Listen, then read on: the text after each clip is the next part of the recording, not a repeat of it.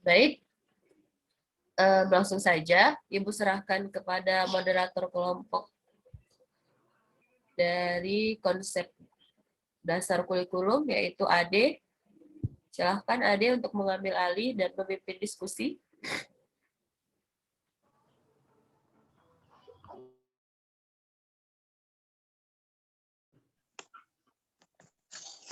Baiklah, Assalamualaikum warahmatullahi wabarakatuh. Assalamualaikum warahmatullahi wabarakatuh.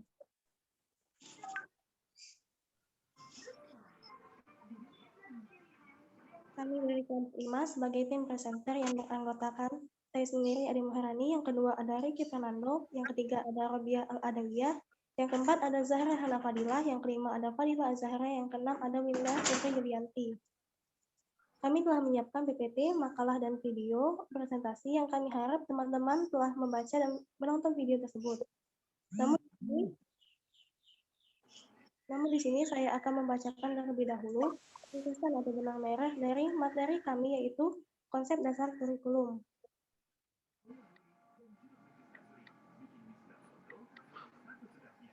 Konsep dasar kurikulum yang pertama ada pengertian kurikulum. Nah, pengertian kurikulum menurut para ahli yaitu salah satunya adalah Sudirjo berpendapat bahwa kurikulum adalah serangkaian pengalaman dan kegiatan belajar yang direncanakan untuk diatasi oleh siswa dalam rangka mencapai tujuan pembelajaran yang telah ditetapkan oleh suatu lembaga pendidikan yang berwenang. Lalu, ada pengertian kurikulum berdasarkan dimensi, yaitu berkaitan dengan ide pada dasarnya mengandung makna bahwa kurikulum itu adalah sekumpulan ide yang akan dijadikan pedoman dalam pengembangan kurikulum selanjutnya. Selanjutnya ada yang dikaitkan dengan dimensi rencana, yaitu sebagai rencana dan cara mengadministrasikan tujuan, isi, dan bahan pelajaran serta cara yang digunakan sebagai pedoman penyelenggara kegiatan pembelajaran untuk mencapai tujuan pendidikan tertentu. Selanjutnya dikaitkan dengan dimensi aktivitas. Dimaksudkan bahwa segala aktivitas dari guru dan siswa dalam proses pembelajaran di sekolah. Selanjutnya ada dikaitkan dengan dimensi hasil, yaitu hasil yang akan dicapai oleh siswa agar sesuai dengan apa yang telah direncanakan dan menjadi tujuan dari kurikulum tersebut. Selanjutnya ada karakteristik kurikulum. Kalau menurut Walker terbagi menjadi 3, ada isi, ada tujuan, ada organisasi. Selanjutnya menurut Longstreet dan Shane terbagi menjadi 4. Yang pertama ada society-oriented curriculum, yang kedua ada student-centered curriculum, yang ketiga ada knowledge-centered curriculum, dan keempat ada electric curriculum. Selanjutnya ada menurut Zainal Arifin terbagi menjadi 4. Yang pertama ada kurikulum ideal, yang kedua ada kurikulum nyata, yang ketiga ada kurikulum tersembunyi, yang keempat ada kurikulum dan pembelajaran. Selanjutnya ada komponen kurikulum. Yang pertama ada tujuan, di mana tujuan ini terbagi menjadi 2 dalam sebuah kurikulum sekolah. Yang pertama ada tujuan yang ingin dicapai oleh sekolah secara keseluruhan. Yang kedua, ada tujuan yang ingin dicapai setiap bidang studi. Selanjutnya yang kedua ada isi. Isi yaitu segala sesuatu yang diberikan kepada anak dalam kegiatan belajar mengajar dalam rangka mencapai tujuan. Yang ketiga ada organisasi, yaitu struktur program kurikulum yang berupa kerangka pengajaran yang akan disampaikan kepada siswa. Yang keempat ada strategi, yaitu dalam pelaksanaan pengajaran, misalnya dilakukan dengan pendekatan PPSI, yaitu berlaku untuk seluruh bidang studi. Selanjutnya ada fungsi kurikulum, yaitu fungsi kurikulum dalam rangka pencapaian tujuan pendidikan. Ada fungsi kurikulum bagi siswa, ada bagi sekolah tingkat di atasnya, ada bagi setiap jenjang pendidikan, ada bagi guru, ada bagi masyarakat, ada bagi kepala sekolah, ada bagi pemakai lulusan, lalu ada bagi siswa. Selanjutnya ada peranan kurikulum, terbagi menjadi 3, yaitu ada peranan konservatif, peranan kreatif, dan peranan kritis atau evaluatif. Demikian, itu tadi benang merah dari materi konsep dasar kurikulum. Kepada teman-teman, apakah ada yang ingin bertanya? Maaf Bu, apakah pertanyaannya dibatasi 3 terlebih dahulu Bu?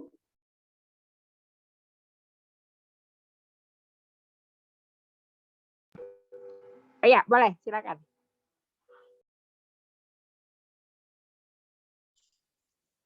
Baiklah, kepada teman-teman, apakah ada yang ingin bertanya?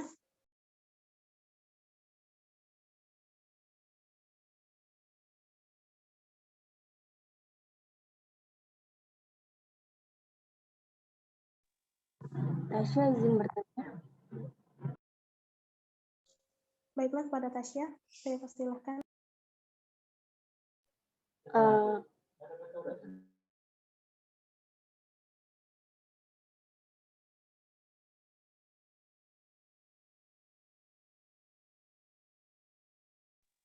Sebelumnya, di dalam makalah kalian itu terdapat materi tentang kurikulum sebagai suatu disiplin ilmu. Nah, di sana terdapat pengertiannya dan tujuannya. Nah, pertanyaan saya kurang jelas tentang hal itu dan dapatkah kalian memberikan contoh tentang kurikulum sebagai suatu disiplin ilmu? Dan apakah kita itu sudah menerapkannya sesuai dengan yang disebutkan bahwa kurikulum itu disiplin ilmu? Sekian, terima kasih. Baiklah, terima kasih kepada Tasya atas pertanyaannya. Untuk teman-teman yang lain, apakah ada yang ingin bertanya?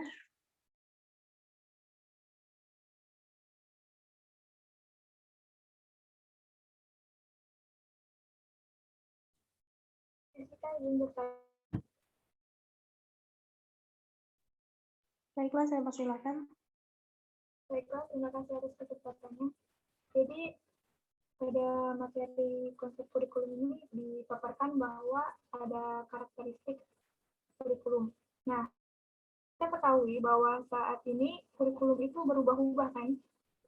Pertanyaan saya, apakah di saat kurikulum itu berubah-ubah, karakteristiknya itu juga berubah atau tetap?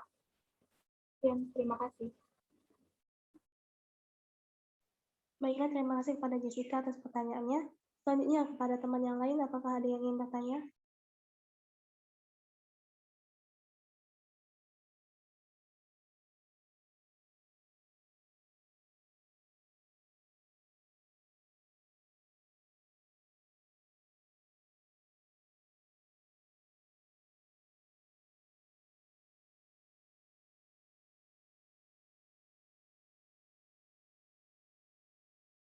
Aulia izin bertanya. Baiklah, Auli.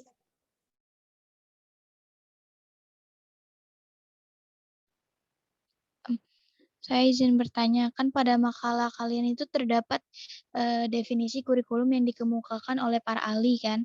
Nah, salah satunya itu menurut J. Lloyd Trump dan Delmas F. Miller.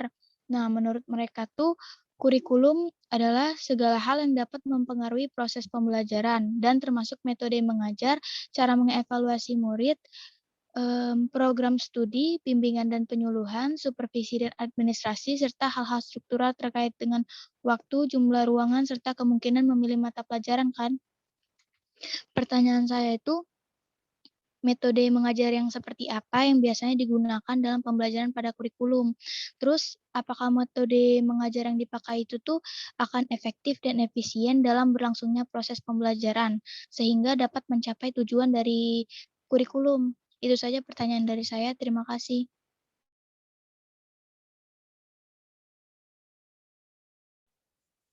terima kasih kepada Aulia atas pertanyaannya. Di sini kami minta waktu sebentar untuk berdiskusi.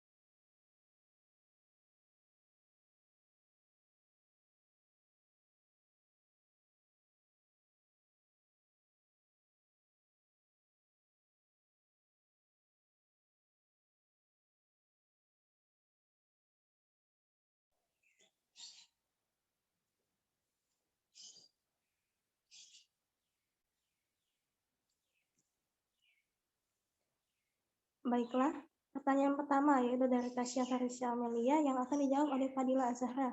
Kepada saudari, saya persilahkan. Baiklah, terima kasih atas kesempatannya.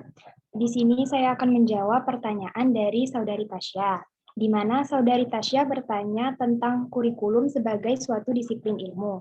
Pertanyaannya, tolong berikan contoh mengenai kurikulum sebagai suatu disiplin ilmu dan apakah kita sudah menerapkan kurikulum sebagai disiplin ilmu ini. Nah, kurikulum sebagai suatu disiplin ilmu itu maksudnya kurikulum selain sebagai seperangkat rencana dan pengaturan mengenai tujuan, isi, bahan pembelajaran, dan sebagainya yang nantinya akan dijadikan acuan atau pedoman dalam penyelenggaraan pembelajaran. Kurikulum ini juga dijadikan sebagai suatu bidang ilmu atau pengetahuan yang dipelajari dengan cakupannya itu lebih dalam atau lebih spesifik lagi.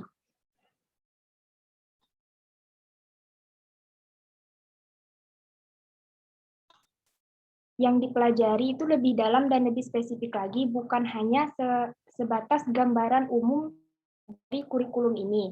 Termasuklah nanti di dalamnya itu mempelajari mengenai apa saja teori-teori yang melandasi suatu kurikulum, yang menjadi dasar suatu kurikulum, apa saja prinsip, konsep, prosedur yang diterapkan pada suatu kurikulum. Oleh sebab itu, pada pengertian kurikulum sebagai suatu ilmu, berarti kurikulum itu memiliki konsep, prinsip, prosedur, teori, yang nantinya hal-hal inilah yang akan dianalisis dan dipelajari lebih dalam lagi oleh para peneliti kurikulum, guru, calon guru, dan tenaga kependidikan lainnya dengan tujuan agar dapat lebih mengembangkan lagi sistem kurikulum yang ada pada saat ini. Nah, untuk contoh dari kurikulum sebagai disiplin ilmu, berdasarkan sumber yang saya baca itu, ada suatu program pengajaran yang populer di Amerika, namanya itu Man a Course of Study, di mana program ini itu dirancang untuk memperbaiki sistem pengajaran tentang ilmu-ilmu sosial dan humanistis secara lebih rinci dengan cara membangkitkan keyakinan terhadap kemampuan yang ada pada para peserta didik itu sendiri. Dan untuk penerapannya, menurut saya, kurikulum sebagai disiplin ilmu ini sudah diterapkan di Indonesia, karena sudah ada satu program studi, yaitu namanya Program Studi Pengembangan Kurikulum, salah satunya di Universitas Negeri Yogyakarta. Nah, hasil dari penerapannya ini bisa kita lihat dengan terjadinya perubahan kurikulum di Indonesia yang semulanya di Indonesia menerapkan kurikulum KTSP, sekarang berubah menjadi kurikulum 2013.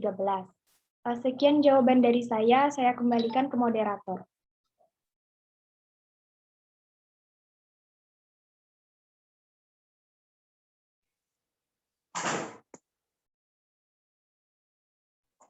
Baiklah, terima kasih kepada Winda atas jawabannya. Kepada teman-teman yang lain, apakah ada yang ingin menyanggah atau menambahkan jawaban dari Fadila?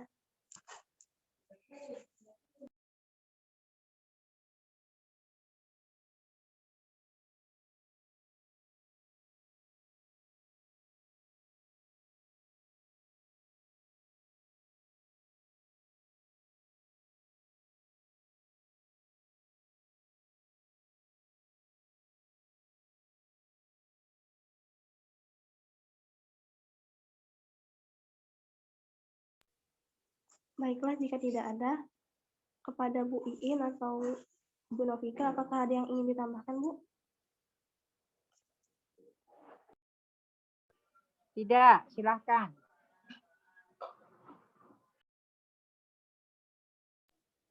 Baiklah, terima kasih, Bu. Saya kembalikan kepada penanya, yaitu Tasya. Apakah jawaban dari Fadila sudah dapat dimengerti? Sudah dapat dimengerti. Terima kasih pada Fadila dan moderator.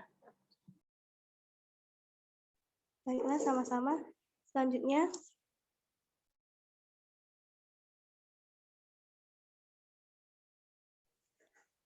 baiklah, selanjutnya pertanyaan dari Aulia Nur Aini Dianti akan dijawab oleh Robial Adawiyah. Kepada saudari, saya persilahkan. Baiklah, terima kasih kepada saudari moderator atas kesempatannya. Di sini saya akan menjawab pertanyaan dari saudari Aulia, yaitu metode mengajar seperti apa yang biasanya digunakan dalam pembelajaran pada kurikulum. Lalu, apakah metode mengajar yang dipakai tersebut akan efektif dan efisien dalam berlangsungnya proses pembelajaran, sehingga dapat mencapai tujuan dari kurikulum. Sebelumnya, kita telah mengetahui yaitu metode mengajar adalah cara setiap guru dalam melaksanakan pendidikan mengajar untuk dapat mencapai tujuan yang ingin dicapainya. Tanpa memakai metode mengajar yang tepat dan sesuai dengan sifat dan corak mata pelajaran, maka tujuan yang ingin dicapai sulit terwujud dengan baik.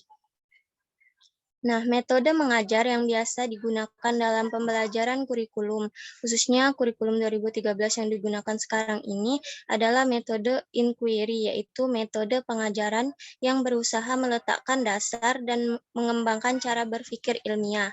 Dalam penerapan metode ini, siswa dituntut untuk lebih banyak belajar sendiri dan berusaha mengembangkan kreativitas dalam pengembangan masalah yang dihadapinya. Dalam metode inquiry, peserta atau siswa bertindak sebagai subjek dalam belajar. Mereka memiliki hak untuk menemukan sendiri materi yang diajarkan dan masalah yang akan dijumpai, dan guru atau pelatih bertindak sebagai fasilitator atau motivator. Metode mengajar inquiry akan menciptakan kondisi belajar yang efektif dan kondusif, serta mempermudah dan memperlancar kegiatan belajar mengajar. Kemudian, pertanyaan selanjutnya yaitu apakah metode ini akan efektif dan efisien sehingga dapat mencapai tujuan dari kurikulum? Metode mengajar inquiry ini akan efektif dan efisien dalam proses pembelajaran jika metode tersebut dapat diterapkan secara nyata dalam pembelajaran. Proses mengajar berjalan lancar dan menyenangkan, dan hasil belajar siswa dapat dicapai secara optimal dan memuaskan sehingga dapat mencapai tujuan dari kurikulum tersebut. Mungkin itu saja yang dapat saya sampaikan. Saya kembalikan kepada moderator.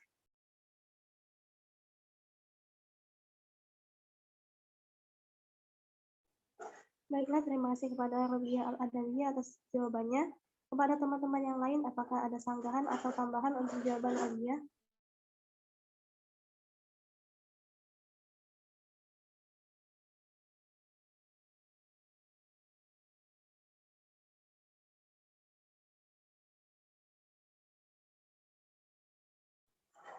Jika tidak ada, Mbak Bu, apakah ada yang ingin ditambahkan, Bu? Ya, silakan lanjut. Baiklah, jika tidak ada, saya kembalikan lagi kepada penanya, yaitu Aulia Nur Aini Dianti. Kepada saudari, apakah sudah dapat mengerti penjelasan dari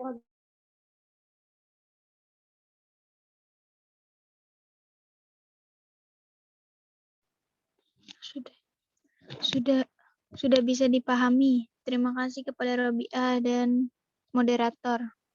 Baiklah, terima kasih.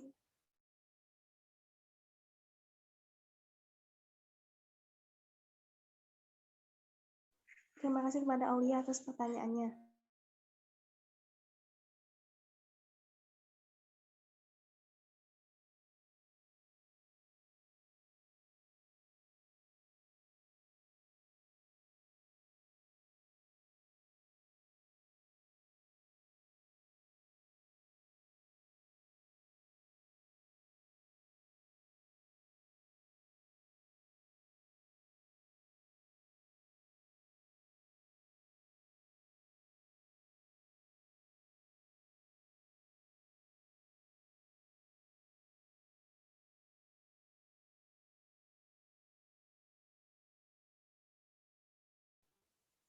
Baiklah, untuk pertanyaan selanjutnya yaitu dari Jessica Dwi Putriani yang akan dijawab oleh Winda Putri Yulianti. Kepada saudari, saya persilahkan.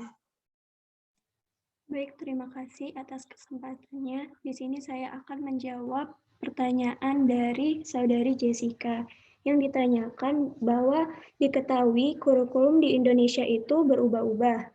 Pertanyaannya, apakah karakteristik itu akan tetap sama atau ada beberapa atau akan berbeda. Jadi untuk yang pertama, yang pastinya tujuannya itu akan tetap sama, yaitu memperbaiki mutu pendidikan serta untuk menciptakan SDM yang cerdas, kompeten, profesional, dan kompetitif. Yang kemudian isinya itu mungkin akan berbeda karena misal kita ambil contoh dalam karakteristik kurikulum 1994 yang menggunakan semua aspek kurikulum itu ditentukan oleh pusat.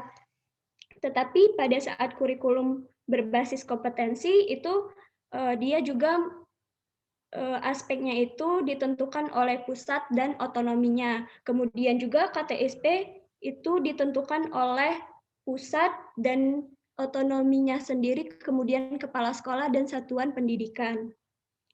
Untuk strateginya mungkin kan pada saat kurikulum 1994 itu memperlakukan satu sistem yang mana proses pembelajarannya itu berpusat hanya pada guru, yang mana karakteristik kurikulum berbasis kompetensi itu dia berorientasi pada hasil belajar dengan keragaman. Dan juga kalau KTSP itu dia juga menitik beratkan pada keragaman tersebut.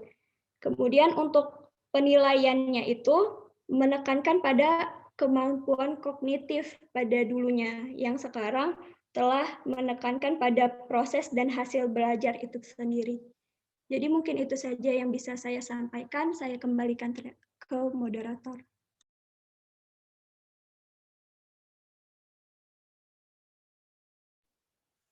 Terima kasih kepada Winda atas jawabannya. Kepada teman-teman yang lain, apakah ada yang ingin disanggah atau menambahkan jawaban dari Winda? Ricky izin menambahkan, moderator. Silakan Ricky. Baiklah, terima kasih atas kesempatannya. Di sini saya ingin menambah jawaban dari rekan saya, dari Saudari Winda. Kita tahu bahwasannya kurikulum di Indonesia itu sering berubah-ubah. Itu kan terpengaruh karena perkembangan zaman dan perkembangan teknologi juga. Kita tahu bahwa karakteristik setiap kurikulum itu berbeda-beda. Tetapi kurikulum yang baru ini merupakan suatu kurikulum penyempurnaan dari kurikulum sebelum-sebelumnya. Jadi karakteristik yang pada kurikulum sebelumnya itu sudah diperbarui oleh kurikulum sekarang yang kita gunakan. Karena apa? Itu tergantung dengan kondisi zaman dan perkembangan peserta didik. Dan itu juga diubah karena perkembangan dari suatu mutu pendidikan di Indonesia. Karena apa? Kurikulum sebelumnya itu emang tidak layak untuk dipakai lagi. Makanya itu karakteristik kurikulum sebelumnya itu diperbarui lagi oleh kurikulum yang kita pakai sekarang ini. Karena ada beberapa faktor yang harus diganti. Seperti sudah saya sebutkan tadi. Baiklah, hanya itu yang dapat saya sampaikan. Terima kasih.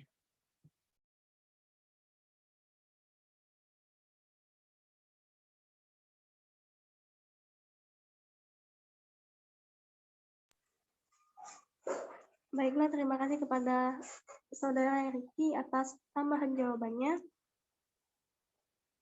Kepada Ibu Iin atau Bu Novika, apakah ada yang ingin ditambahkan, Bu?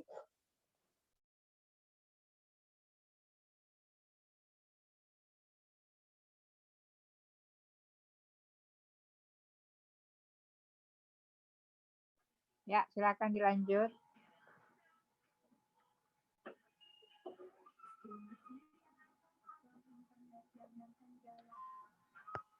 Baiklah, untuk selanjutnya saya membuka sesi kedua untuk sesi tanya jawab.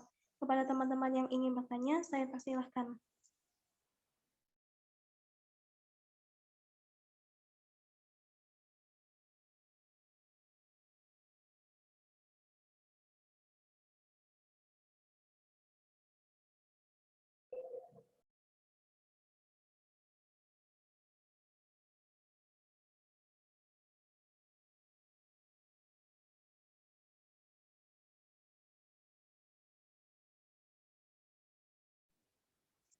Baiklah, di sini ada pertanyaan dari Syahrul Wildan, yaitu di kolom chat. Pertanyaannya adalah,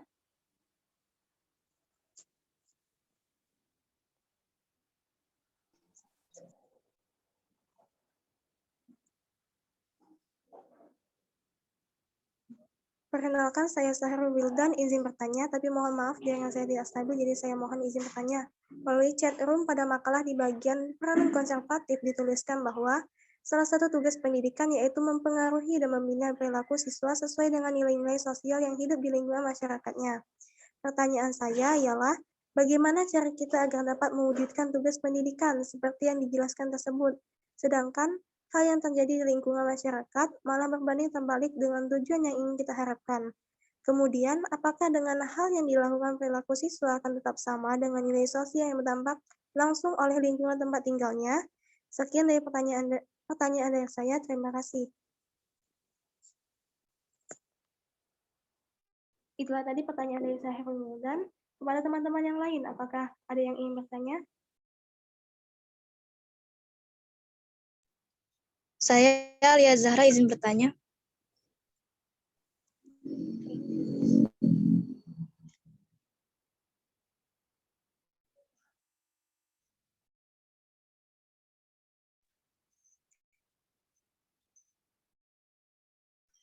Terima kasih kepada saudari moderator yang telah memberikan saya kesempatan untuk bertanya. Pada PPT kelompok presenter disebutkan bahwa kurikulum adalah suatu program yang dimaksudkan untuk mencapai sejumlah tujuan pendidikan. Jika kurikulum dapat mencapai tujuannya, bagaimana dan mengapa hal tersebut dapat mempengaruhi kualitas pendidikan? Dan apakah kurikulum di Indonesia sudah mencapai tujuan yang dimaksudkan? Terima kasih, saya kembalikan kepada saudari moderator. Baiklah, terima kasih kepada Alia atas pertanyaannya. Untuk teman-teman yang lain, apakah masih ada yang ingin bertanya?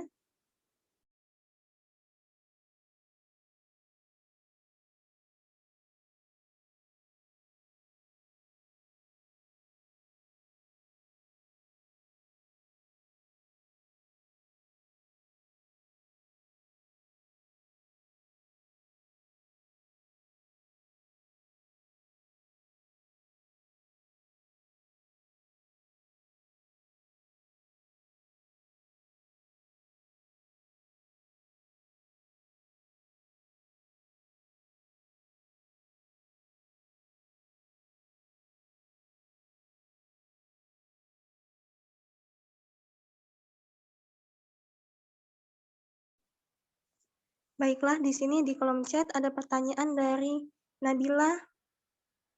Ada pertanyaan dari Nabila Putri, yaitu bertanya, seperti yang kita ketahui, kurikulum di Indonesia sudah beberapa kali berubah-ubah. Pertanyaan saya, apa yang mendasari perubahan kurikulum ini?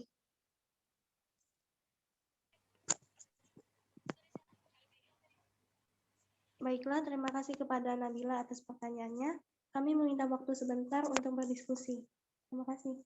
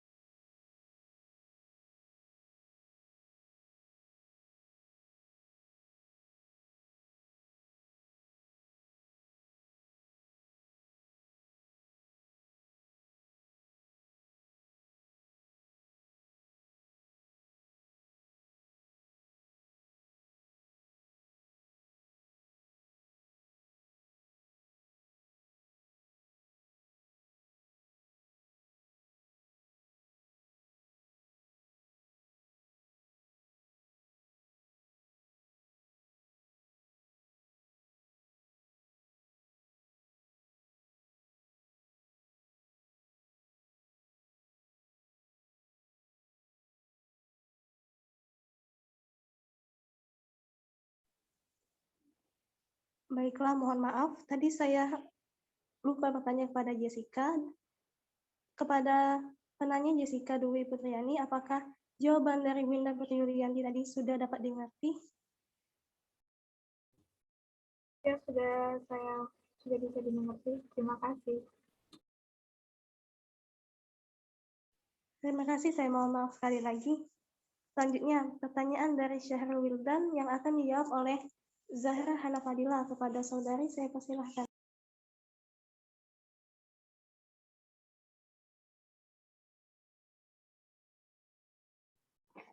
Baiklah, terima kasih kepada moderator yang telah memberikan kesempatan.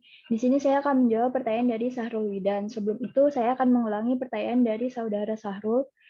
Pada makalah di bagian peranan konservatif dituliskan bahwa salah satu tugas pendidikan yaitu mempengaruhi dan membina perilaku siswa sesuai dengan nilai-nilai sosial yang hidup di lingkungan masyarakatnya. Pertanyaannya, bagaimanakah cara kita agar dapat mewujudkan tugas pendidikan seperti yang dijelaskan tersebut? Sedangkan hal yang terjadi di lingkungan masyarakat malah berbanding terbalik dengan tujuan yang kita harapkan. Kemudian, apakah dengan hal yang dilakukan perilaku siswa akan tetap sama dengan nilai sosial yang berdampak langsung oleh lingkungan tempat tinggalnya?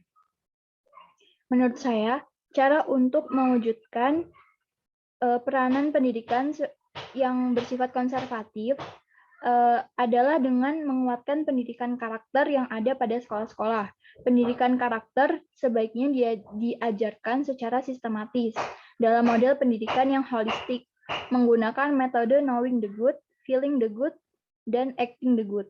Pengetahuan tentang kebaikan atau knowing the good mudah diberikan karena bersifat kognitif. Setelah knowing the good, perlu ditumbuhkan perasaan senang atau cinta terhadap kebaikan atau feeling the good. Selanjutnya, feeling the good diharapkan menjadi mesin penggerak sehingga seseorang secara sukarela melakukan perbuatan yang baik atau acting the good. Penanaman dengan model seperti itu akan mengantarkan seseorang kepada kebiasaan yang berlaku baik. Akan tetapi, dalam penanaman pendidikan karakter, itu yang diutamakan adalah keteladanan. Di sini peran guru saja masih kurang. Jadi orang tua itu perlu memberikan contoh perilaku yang positif kepada anak-anaknya. Lalu guru itu memberikan contoh kepada anak didiknya. Sementara itu, para pemimpin memberikan teladan karakter yang baik kepada masyarakat. Penanaman pendidikan karakter di sekolah dapat dilakukan dengan berbagai strategi. Strategi yang dapat dilakukan yang pertama, memasukkan pendidikan karakter ke dalam semua mata pelajaran di sekolah. Yang kedua, membuat slogan-slogan atau yel-yel yang dapat menumbuhkan kebiasaan semua masyarakat sekolah untuk bertingkah laku baik. Yang ketiga, membiasakan perilaku yang positif di kalangan warga sekolah. Yang keempat, melakukan pemantauan secara kontinu. Dan yang kelima, memberikan hadiah atau reward kepada siswa yang selalu berkarakter baik. Strategi penanaman karakter di atas merupakan hal yang sebenarnya sudah biasa dilaksanakan di sekolah, akan tetapi belum maksimal. Untuk itu, dengan adanya nilai-nilai karakter sebagaimana uraian yang telah saya sebutkan tadi, dan strategi penanaman nilai-nilai karakter pada siswa sekolah dasar dan menengah, maka diharapkan dapat direalisasikan. Lalu peran dari kepala sekolah sebagai pemimpin harus mempunyai keterampilan manajerial dan akademik. Keterampilan manajerial itu lebih difokuskan pada administrasi dan pemberdayaan sumber daya yang ada di sekolah. Lalu keterampilan akademik fokusnya yaitu bagaimana meningkatkan kualitas pendidikan yang ada di sekolah. Mungkin itu jawaban dari saya. Saya kembalikan kepada moderator.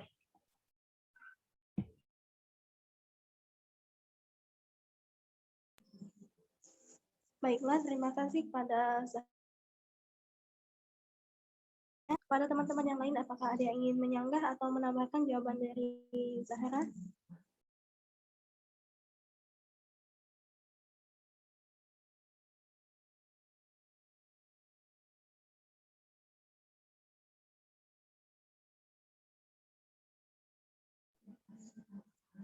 Baiklah, jika tidak ada, kepada Ibu Novika atau Bu Iin, apakah ada tambahan, Bu? Lanjut saja dulu. Baiklah, terima kasih Bu. Karena tidak ada lagi tambahan, Saya kembalikan kepada penanya Syahrul Wildan. Apakah sudah jelas?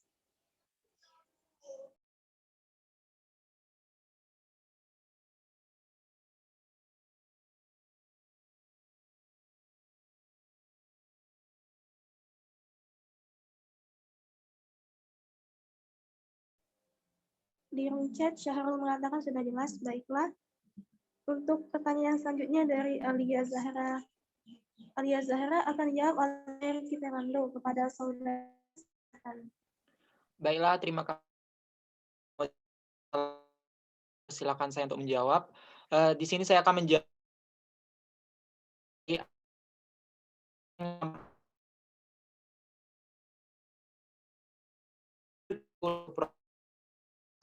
mencapai sejumlah tujuan pendidikan. Jika kurikulum dapat mencapai tujuannya, bagaimana dan mengapa hal tersebut dapat mempengaruhi kualitas pendidikan? Apakah kurikulum di Indonesia sudah tujuannya dimaksudkan? Sebelumnya kita tahu bahwa pendidikan merupakan aspek terpenting dalam kehidupan, karena melalui pendidikan sehingga siap melaksanakan tugas sebagai manusia seutuhnya untuk menghadapi tantangan dalam kehidupan. Akan melahirkan sumber daya manusia yang berkualitas pula. Kualitas secara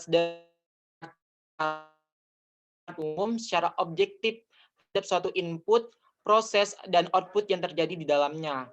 Kualitas bersifat dinamis, yaitu selalu mengalami perubahan, baik berupa peningkatan atau penurunan. Kualitas ditentukan oleh beberapa faktor, di antaranya adalah kurikulum, guru atau tenaga pengajar, fasilitas, dan sumber belajar.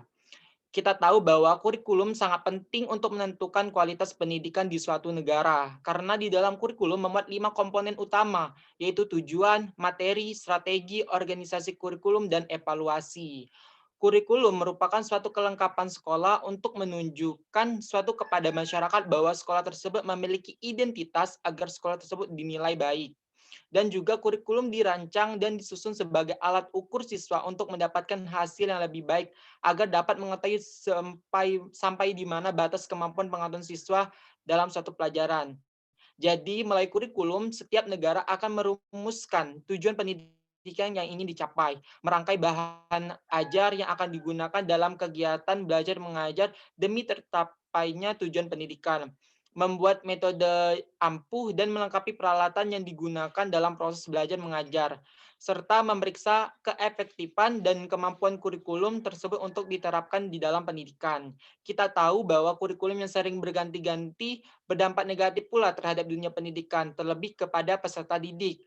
Belum sampai kita memahami dan memenuhi satu kurikulum yang ditentukan oleh pusat, sudah berganti pula dengan kurikulum yang baru. Hal ini juga menimbulkan ketidakstabilan bahwa kekacauan dalam sistem pendidikan, sehingga kurikulum harus dibuat secara konsisten dan efisien, sehingga itu akan mencapai suatu kualitas pendidikan di Indonesia. Lalu, apakah kurikulum sudah mencapai tujuan yang dimaksudkan?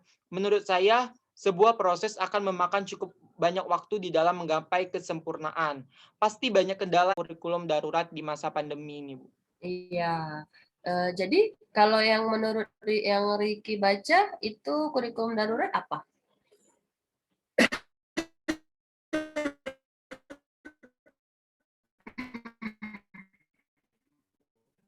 Boleh yang lain jawab, anggota teman mahasiswa yang lain boleh jawab juga.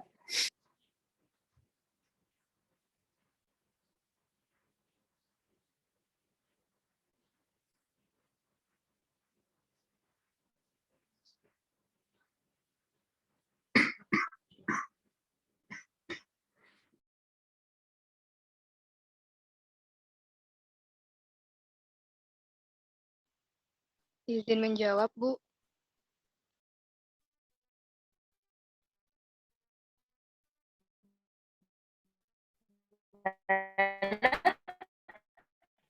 Iya, silahkan Irina. Baik, Bu. Terima kasih atas kesempatannya. Baiklah, Bu. Di sini berdasarkan yang saya cari mengenai kurikulum darurat, itu merupakan penyederhanaan kompetensi dasar yang mengacu pada kurikulum 2013. Pada kurikulum darurat ini ada pengurangan kompetensi dasar untuk setiap mata pelajaran, sehingga berfokus pada kompetensi esensial dan kompetensi prasyarat untuk kelanjutan pembelajaran di tingkat selanjutnya. Mungkin itu saja Bu yang dapat saya sampaikan. Terima kasih.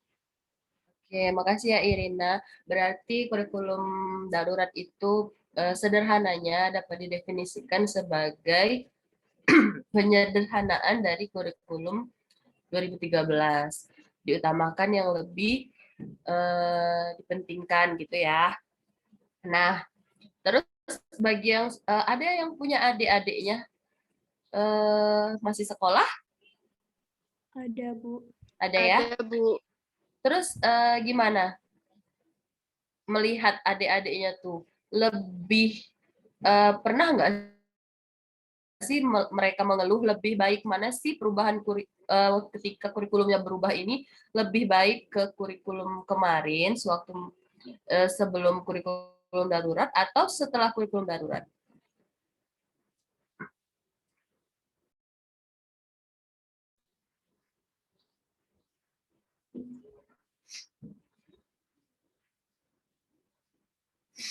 Ada yang bisa jawab?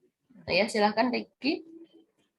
Itu pun tergantung dari responnya, Bu. Misalkan dari jenjang SD, SMP, SMA itu kan berbeda-beda. Mungkin untuk SD, SMP itu tidak terlalu memikirkan apa kurikulum tersebut. Nah, mungkin kalau dilihat dari sepupu Riki yang SMA juga, mereka juga tidak terlalu memikirkan itu, Bu. Tentang kurikulum ini juga, Bu. Soalnya mereka juga cukup nyaman di dalam pelaksanaan kurikulum darurat ini. Dan mereka sangat menikmati, Bu. Malahan mereka bilang kepada Riki juga, mereka tuh lebih leluasa untuk mengeksplor diri mereka di saat pandemi ini, Bu. Ya, gitu ya. Oke. Kalau kurikulum kita memang nggak berubah ya, kurikulum untuk mahasiswa memang tidak berubah, tapi mungkin sistem dan cara pembelajarannya saja yang berbeda. Kalau menurut kalian, terserah ya siapa aja yang jawab. Mana sih lebih baik tatap muka kemarin atau daring seperti ini? Gue pengen tahu aja. Walaupun kurikulum kita tidak berubah ya, tapi kan tetap saja di masa darurat ini kan setidaknya ada yang berubah kan, yaitu dengan metode belajarnya ini ya, dengan cara belajarnya. Mana yang lebih baik?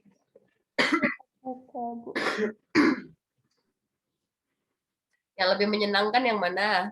Atau yang lebih menyenangkanlah dulu, anggaplah dulu, kita kesampingkanlah dulu untuk memperoleh ilmunya. Yang lebih menyenangkan yang mana nih? Tatap muka langsung atau secara daring? Secara langsung. Muka, Bu. Tatap muka, Bu. Tatap muka ya, langsung, Irina, Bu. ya? Langsung. Ya, Bu, tatap muka, Bu. Oke. Nah, berarti yang dirasakan setelah ada kurikulum darurat dan yang lama ini lebih baik yang mana? Untuk pemahaman konsepnya. Ibu rasa kalau misalnya pembelajaran seperti pemahaman kayak belajar dan pembelajaran ini atau perkembangan peserta didik atau misalnya kalian lagi belajar filsafat kemarin kan kayaknya nggak apa-apa daring ya, tapi kalau misalnya kalian kayak belajar kalkulus, program linier, analisis real, untuk pemahaman konsepnya gimana? Susah. Kalau dengan susah ya, berarti antara perubahan kurikulum mungkin itu juga yang dirasakan oleh siswa-siswi tersebut. Kan ada pembelajaran yang tadinya nih, misalnya dijadwalkan, pokoknya matematika nih dalam 1 minggu itu 3 kali seminggu gitu ya, ternyata dipadatkan atau ada yang dikurangin. Nah, setidaknya terdapat perubahan kurikulum tersebut ada yang miss kayak gitu, ada yang konsep yang mungkin mereka sedikit terlewat. Nah, jadi memang kita akui perubahan kurikulum itu harapannya memang selalu lebih baik untuk kedepannya, tapi untuk pelaksanaannya terkadang kita lihat kenyataannya itu banyak yang miss-nya. Jadi harapan yang untuk memang harapan perubahan kurikulum itu untuk menjadi lebih baik. Cuman memang karena situasi dan kondisinya juga, dan kita tidak mungkin mengulang pelajaran tersebut, siswa-siswi tersebut secara terus-menerus kan. Makanya terkadang perubahan kurikulum itu juga tidak memberikan efek yang baik terhadap siswa-siswinya. Cuman memang harapannya perubahan kurikulum itu supaya pembelajarannya lebih baik, dan memang perubahan kurikulum itu memang seharusnya ditinjau setiap 5 tahun sekali, seperti itu ya. Itu sedikit tambahan dari Ibu. Oke, kembali ke moderator.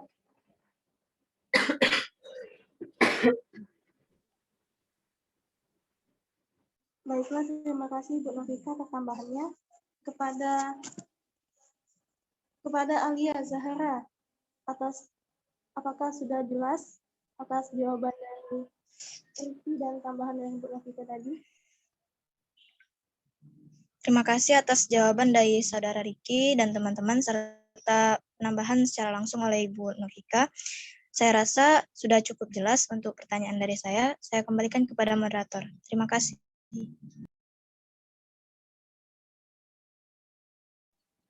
Baiklah, terima kasih kepada Alia. Untuk selanjutnya, pertanyaan dari Nabila yang akan saya jawab sendiri, yaitu pertanyaannya adalah, kurikulum di Indonesia ini selalu berubah-ubah. Sudah berapa kali berubah-ubah? Pertanyaan saya, apa yang mendasari terjadinya perubahan kurikulum di Indonesia? Nah, berdasarkan yang sudah saya baca dan sudah saya cari, ada beberapa alasan mengenai perubahan kurikulum. Yaitu salah satunya yang pertama ada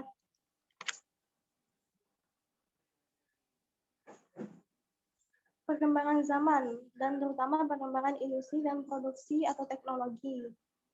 Nah, karena berkembangnya zaman, pendidikan harus menjadi perhatian penting agar pendidikan di suatu negara tidak ketinggalan zaman, dan kurikulum harus dapat menciptakan manusia-manusia siap pakai dalam bidang yang ia minati. Yang kedua, ada karena perkembangan ilmu pengetahuan yang pesat. Perkembangan ilmu pengetahuan tentunya mengalami perkembangan dari berbagai cabang ilmu, menghasilkan teori-teori baru dan metode-metode baru dalam memenuhi proses belajar mengajar. Yang ketiga, ada karena pertumbuhan penduduk yang pesat. Nah, bertambahnya penduduk dalam suatu negara, maka bertambah pula orang yang membutuhkan pendidikan itu sendiri. Nah, hal inilah yang menyebabkan perubahan kurikulum dengan mengubah cara atau pendekatan kegiatan belajar mengajar yang selama ini digunakan perlu ditinjau kembali dan diubah menjadi lebih baik dan lebih efektif bagi banyak orang. Yang keempat ada orientasi politik atau praktek kenegaraan. Nah, orientasi politik negara harus diarahkan pada pemantapan demokrasi yang sejati, sehingga sistem pendidikan akan berjalan dengan baik tanpa dibayangi ketakutan terhadap kekuasaan dan penguasa. Yang kelima ada pandangan intelektual yang berubah. Nah, selama ini pendidikan di Indonesia lebih diarahkan pada pencapaian materi sebanyak-banyaknya, sehingga outputnya kurang berkualitas dari negara-negara yang lain. Nah, karena itulah pemerintah melaksanakan kurikulum berbasis kompetensi agar para siswa itu memiliki keterampilan dalam bidang yang ia minati. Yang keenam ada pemikiran baru menjadi mengenai proses belajar mengajar. Banyak sekali pemikiran, konsep, dan teori baru dalam proses belajar mengajar, atau walaupun pemikiran itu kadang hanyalah perubahan pada titik tekannya saja, yaitu bertujuan agar dapat mengaktifkan individu, siswa, atau kelompok. Baiklah, itulah tadi jawabannya saya. Kepada teman-teman, apakah ada yang ingin disanggah atau menambahkan jawaban dari saya?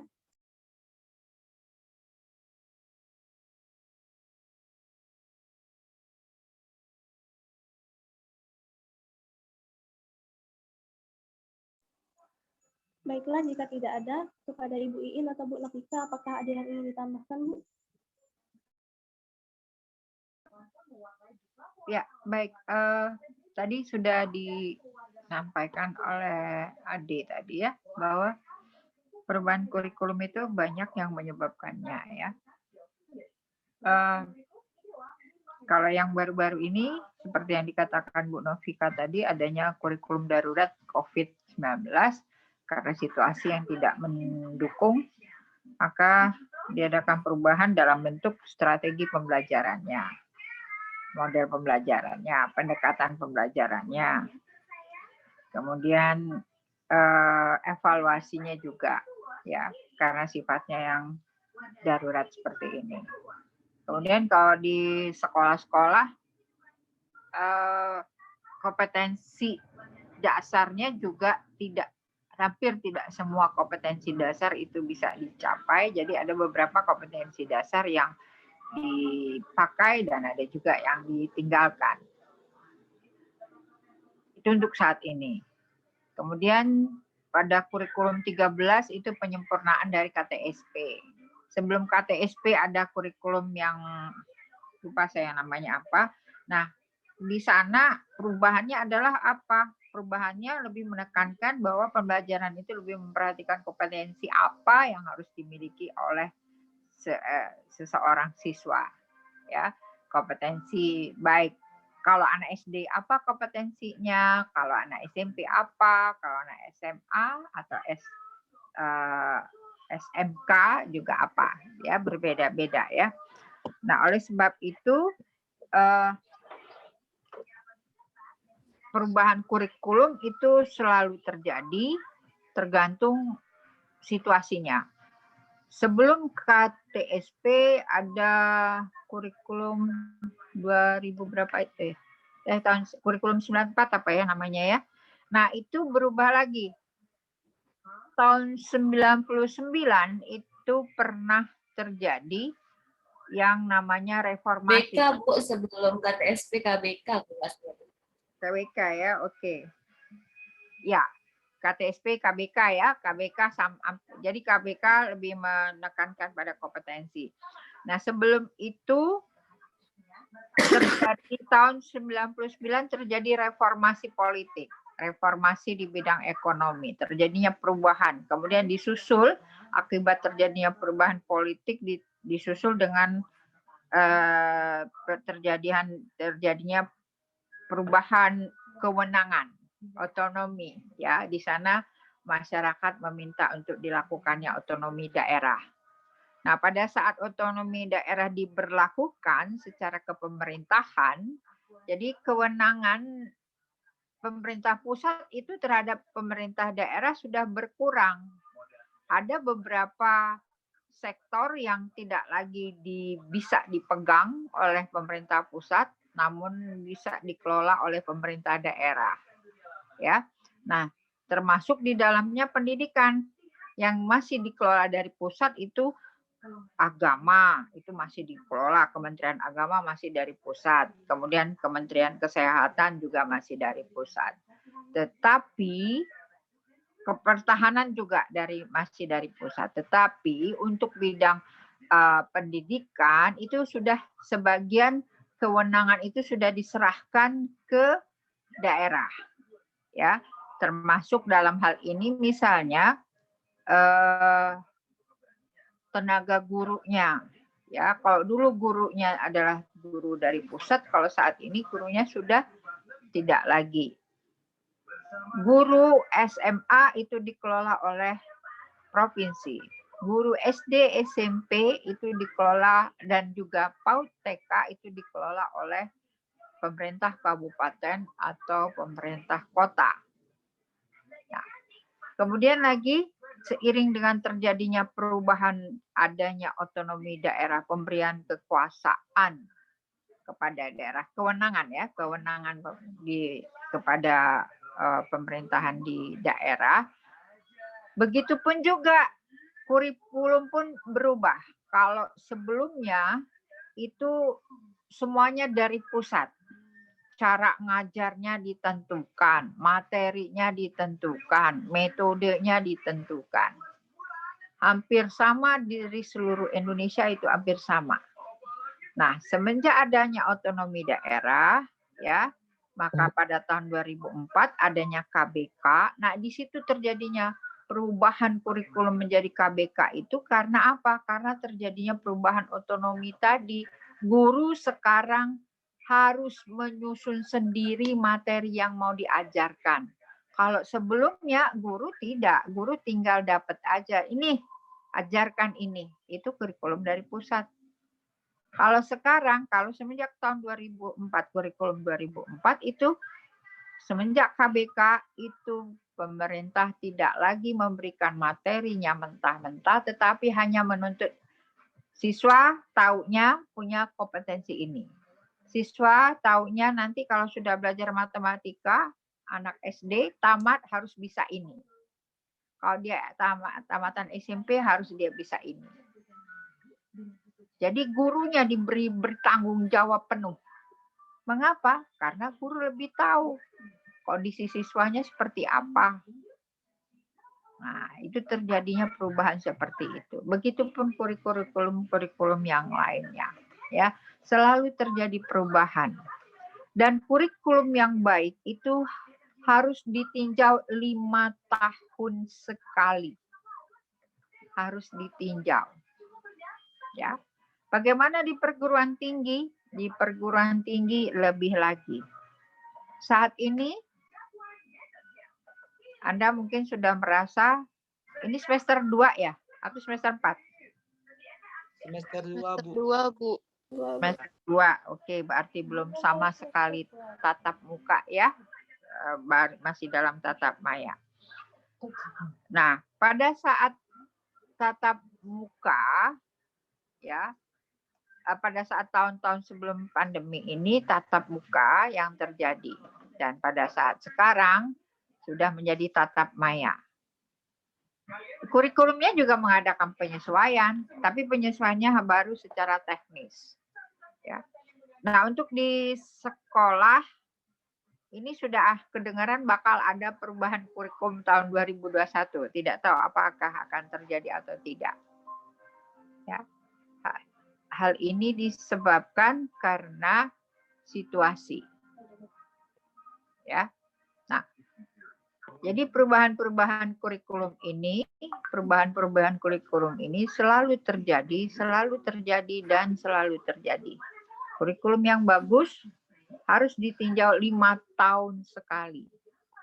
Ya, jadi jangan dikatakan bahwa kurikulum itu harus mantap. Nah, enggak. Ya, memang harus berubah. Apalagi zaman sekarang adanya industri 5.0. Nah, itu menurut kita lebih ini lagi ya, lebih menjadi tantangan lah ya, menjadi tantangan bagi kita baik guru, orang tua juga begitu. Ya, orang tua yang selama ini nyaman saja, antar anak sekolah sudah pulang atau anak pergi sekolah sendiri sudah selesai, orang tua bisa mengerjakan pekerjaan sendiri, tapi pada saat ini bagaimana? Tidak bisa, harus terlibat. Siapa yang membuat hal itu? Keadaan. Ya, nah oleh sebab itu maka dilakukanlah perubahan. Ya, oke, itu saja tambahannya.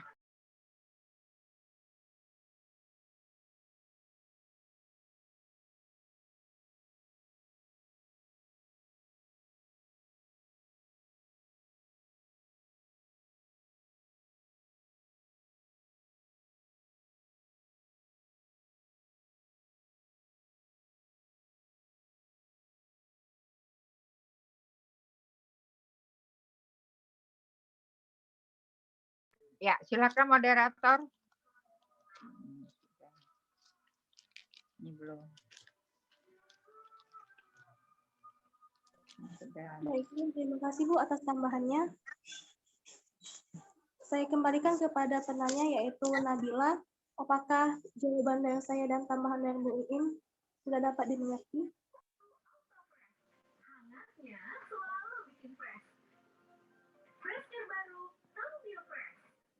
Bacanya masih banyak, buat sini coba kotaknya.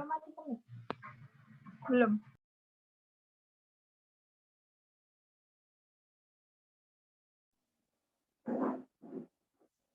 Terdapat keterangan di chat yaitu Nabila sudah mengerti atas jawabannya.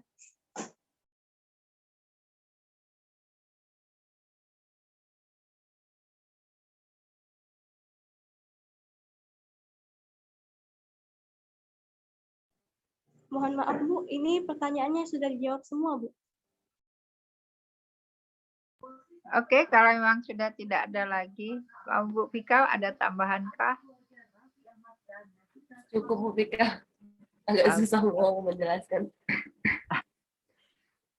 Ayo Bu. Baik.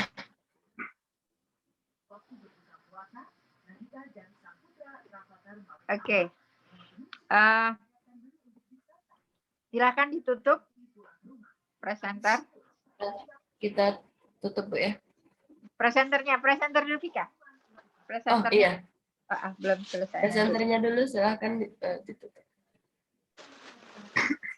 Terima kasih teman-teman atas perhatiannya dan kepada Ibu Novika dan Bu Iin atas tambahan ilmunya Bu. Jika ada salah-salah kata, saya mohon maaf dan kepada Allah saya mohon ampun. Saya akhiri. Wabillahi taufiq wal hidayah. Wassalamualaikum warahmatullahi wabarakatuh. Warahmatullahi wabarakatuh. Oke, tambahan sebentar Bu Vika. Saya tambahan aja ya. Ada pertanyaan yang menarik tadi bahwa bagaimana kalau seandainya apa tadi yang ada nilai mana saya baca dulu pertanyaannya. Oh ya, ini dari Syahrul tadi ya. Bahwa mempengaruhi dan membina perilaku siswa sesuai dengan nilai sosial yang ada yang hidup di lingkungan. Nilai-nilai sosial itu yang bagaimana ya?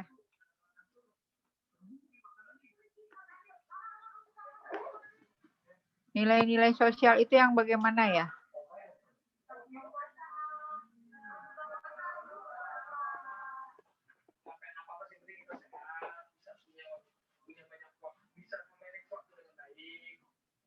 Ini ada pertanyaan tadi ada dari Syahrul dan tadi salah satu tugas ya di dalam makalah ada tulisan salah satu tugas pendidikan yaitu mempengaruhi dan membina perilaku siswa sesuai dengan nilai-nilai sosial yang hidup di lingkungan masyarakat. Nah, nilai-nilai sosial ini yang bagaimana ya?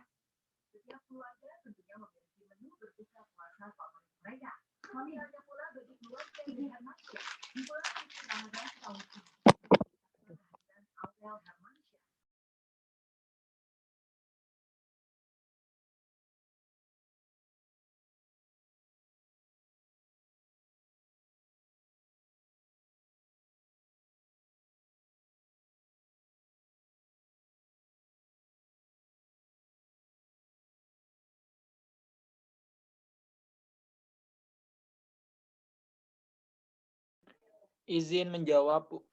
Zahra izin menjawab, Bu. Iya, siapa duluan? Ya, silakan. Silakan Zahra dulu, Rah. Terima kasih, Riki. Jadi nilai-nilai sosial itu ada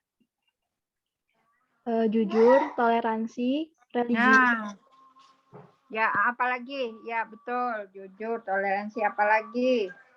Disiplin, kerja keras, kreatif, mandiri, demokratis, rasa ingin tahu, semangat kebangsaan, cinta tanah air, menghargai prestasi, bersahabat atau komunikatif, damai, lalu peduli lingkungan, peduli sosial, dan tanggung jawab, Bu.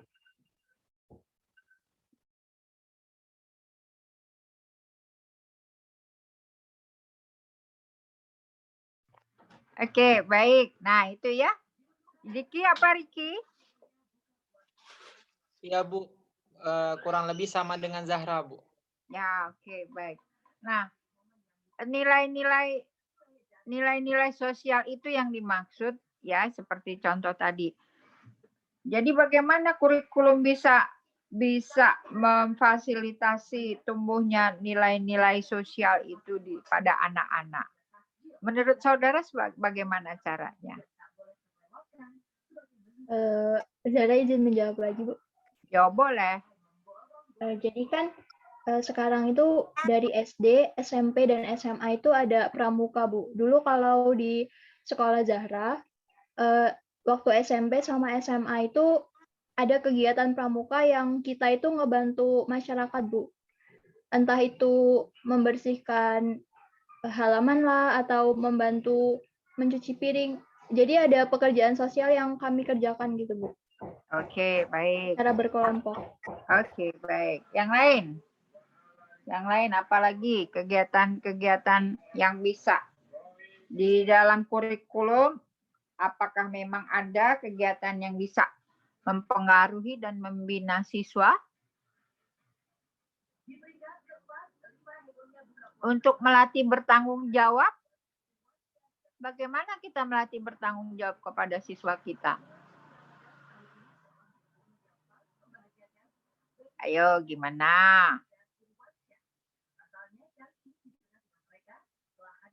Kami para dosen melatih saudara bertanggung jawab bagaimana ya?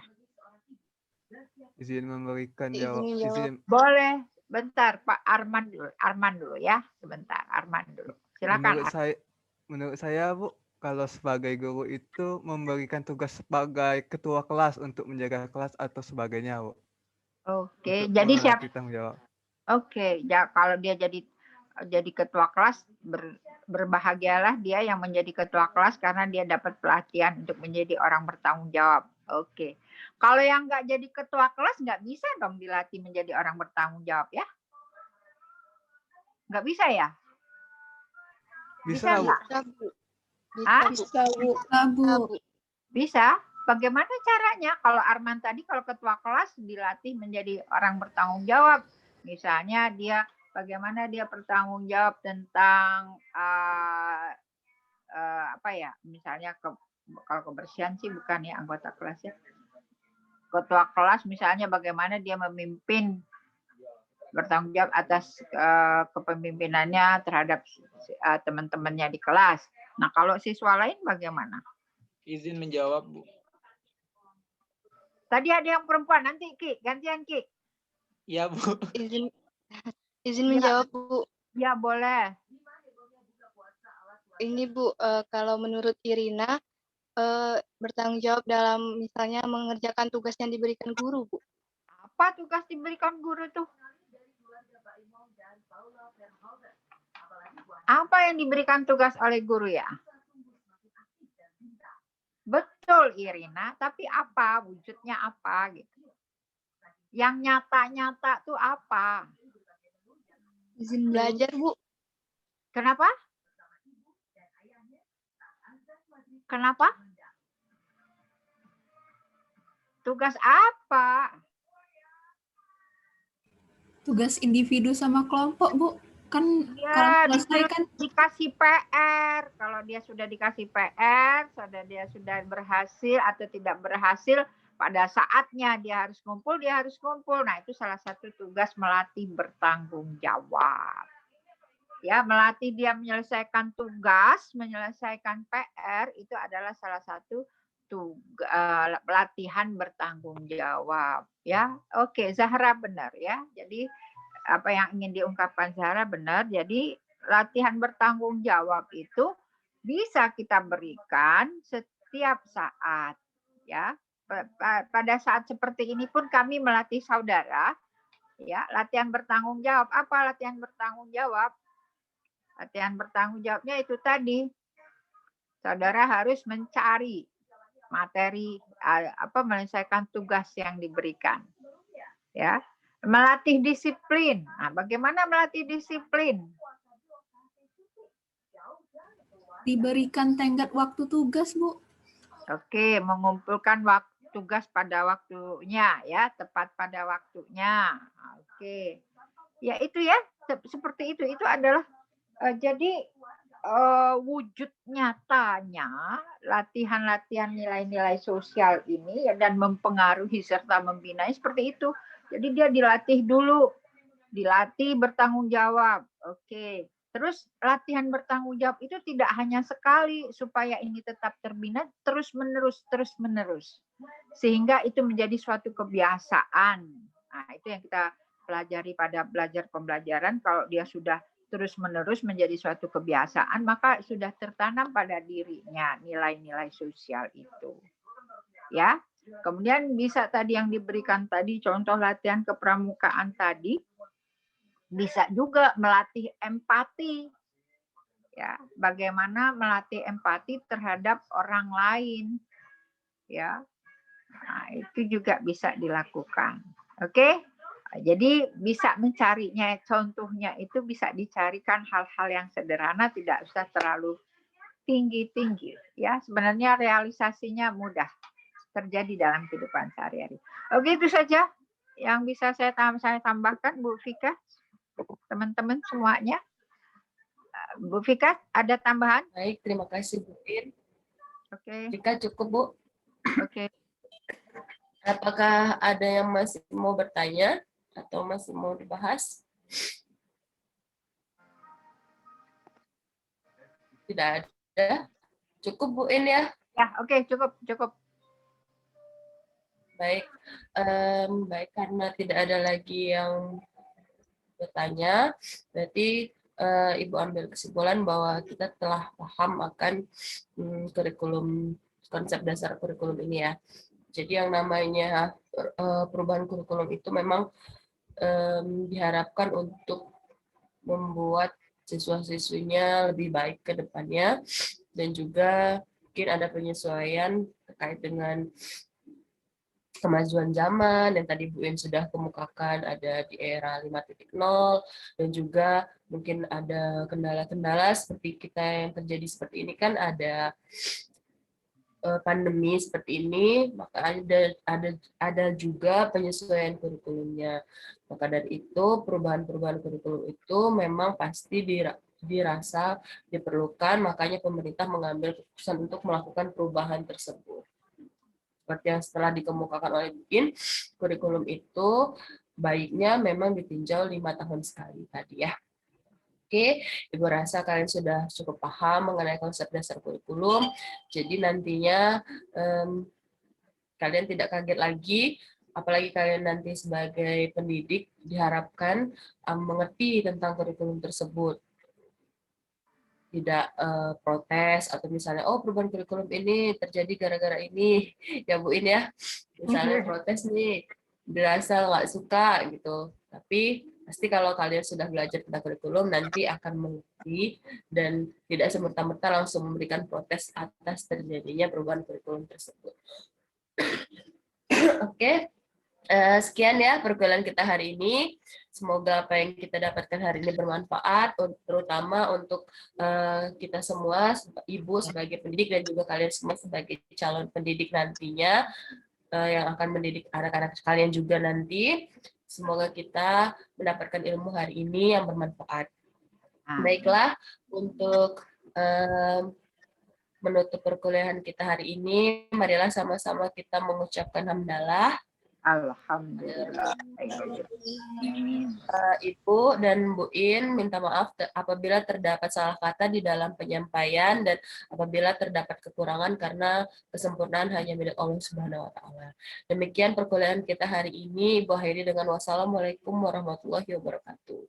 Waalaikumsalam warahmatullahi wabarakatuh. Mohon izin Bu. Ya. Mohon maaf Bu. Izin menyampaikan Bu, ini ada saudari Nora dan saudari Anadia yang masih terkendala absen Bu. Oke. Udah lewat 10.05 tapi sinyal mereka masih terkendala Bu, sehingga belum bisa absen. Sekarang masih terkendala sinyalnya. Untuk Nora dan Anadia, apakah ada di Nanti Bu edit lagi ya. Iya Bu, mohon maaf sebelumnya Bu. Dari tadi juga berusaha untuk join Zoom, connecting Bu, baru bisa sekarang. Oh, iyalah, ya. Oke. Mohon maaf Bu, sekali lagi Bu. Ibu kabarin Trisna ya sampai jam berapanya. Baik Bu, terima kasih Bu. Ya, perkuliahan hari ini. Terima kasih Bu In, terima kasih semuanya. Terima kasih Bu. Terima kasih Bu.